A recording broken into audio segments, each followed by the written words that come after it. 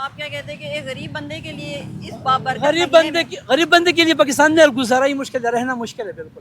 غریب بندہ پاکستان میں نہیں رہ سکتا. یہاں پر پہلے 2-3 طبقے رہتے تھے, ایک تھا اپر, ایک تھا یہ میڈیم اور ایک تھا لو. ابھی جو میڈیم تھا وہ ختم ہو گیا, ابھی 2 ہی طبقے رہ گئے, ایک لو رہ گیا اور ایک ہائی رہ گیا, بس 2 ہی رہ گئے. سمجھ آئی نا. ابھی غریبوں کے لیے تو یہ ملک بنا ہی نہیں ہے.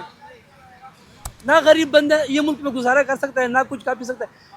ورنہ جا کر حالت دیکھو, جو جھگیوں میں رہتے ہیں ان کی حالت دیکھو. ہمیں تو پھر بھی چلو یہ موٹر سائیکل ہے, تھوڑا بہت یہ اثر ہوتا ہے کہ چلو یار موٹر سائیکل چلا لیا, شام تک چلو 1000-1500 بچا لیا. وہ غریبوں کے پاس وہ بھی نہیں ہے نا, وہ کدھر جائیں گے. اچھا, پیٹرول مہنگا ہونے سے فروٹ پہ کیا اثر ہوا ہے؟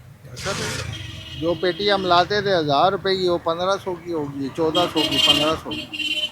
پیٹرول نہیں مل رہا تو شاپر کی 700 روپے کلو ہوگی. کسٹمر آ ہی نہیں رہا ہے.